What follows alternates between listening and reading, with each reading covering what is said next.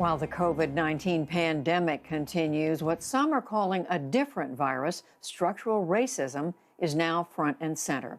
We turn to special correspondent Charlayne Hunter-Gault for the latest in our Race Matters series, looking at solutions to racism. More than 100,000 Americans have died from the COVID-19 pandemic, the vast majority of them African Americans. But studies also show that this group, especially Black men and boys, face the highest risk of being killed by police, 3 times higher than whites. As cities nationwide boil over in protest over these twin epidemics, one expert says solutions lie not only with systemic reform, but with individual families. She's Margaret Hagerman, assistant professor of sociology at Mississippi State University and the author of White Kids Growing Up with Privilege in a Racially Divided America. She spent 2 years embedded with white families in a Midwestern town, looking into the relationship between white privilege and racism, even in families that view themselves as progressive. Maggie Hagerman, thank you so much for joining us. Thank you so much for having me. It was after grad school that you embedded yourself in an all-white community somewhere in the Midwest that remains anonymous, understandably. How did you present yourself? I mean, did you say, I'm here to study why you're a racist? No, I did not approach participants with that. When I would, approach families, I would present this project as one that is exploring how parents prepare their children to participate in a diverse democracy. That was the language that I used. It was interesting because many of the white families that I invited to participate would often refer me to their friends of color. So like their Black friend, their Black neighbor, their Latino coworker. And I thought that was interesting that they believed, even before I started collecting data, that their children would not have anything to say about race, but that the Black and brown children in their community would. But what was some of the most surprising things and maybe some of the most important things that you learned during this 3 years, right? So one of the great things about being an ethnographer and embedding myself in this community is that I was able to really document all of the different ways that children in my research learned about race. And so that included things their parents said. But what I found even more important was what their parents did. So the choices that their parents made about where to live or what school to send their children to or which extracurricular activities to enroll their kids in, where to travel, what kinds of media they consumed. All of these choices had really significant impacts on how children were interpreting their social environment.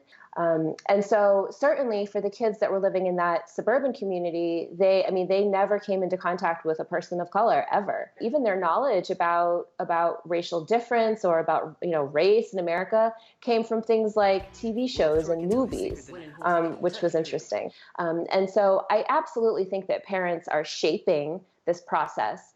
Now, you spoke about some of the more integrated communities, but in those predominantly white communities, in the schools, were they teaching African American history?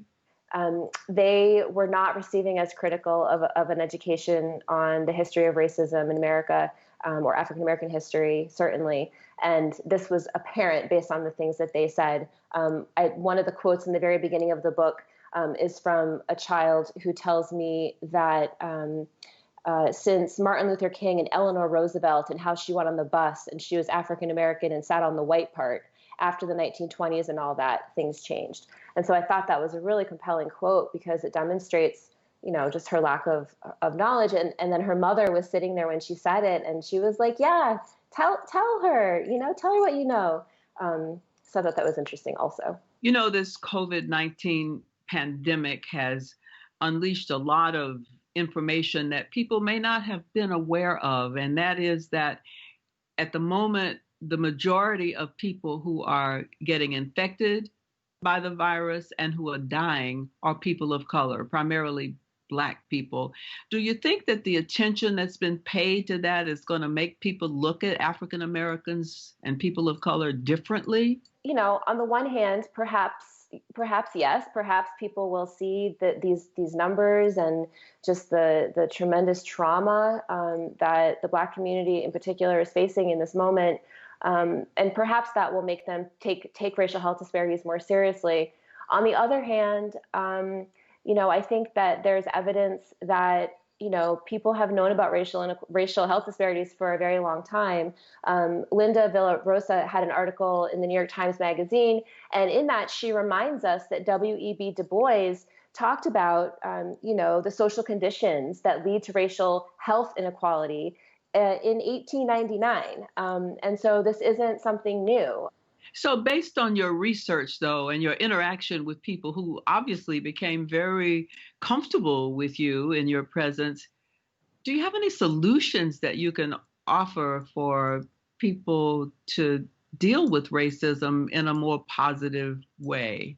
Well, I think that one of the patterns that I see is a lot of white parents believe that simply talking to their kids about racism will somehow ensure that their child will not reproduce racial inequality in their own life. And I always see these articles that come out. I've seen a lot recently that have come out in light of George Floyd, for example, where parents are being called to talk to their kids. And what my research shows is that talk is only part of the answer. And in fact, I think that parents, especially those like the ones in my study who are white and affluent and have a number of different kinds of privileges, when those parents use those privileges to give their own child advantages, that ultimately reproduces forms of inequality that are, part of the problem too. But how do you change that? Because you can't tell people stop making money or stop being, well off. So how do you do that? Every parent that I've spoken to has told me that they want their kid to be happy. And I think that trying to get your child an upper hand and an advantage at every turn and using the symbolic capital of whiteness as well as your economic privilege to do that is ultimately not going to lead to the kind of future that is good for all children or all people that live in this society. And I think that the most important thing that white parents can do is embrace the idea that all children are worthy of their consideration and that we should care about our community. We should think about the collective good. We should focus on how we can help everyone rather than just focusing on our own child. And finally, let me ask you this. How important is it for people who are in leadership positions to say the right things about race? And does that really matter? Yes, I absolutely think that it matters.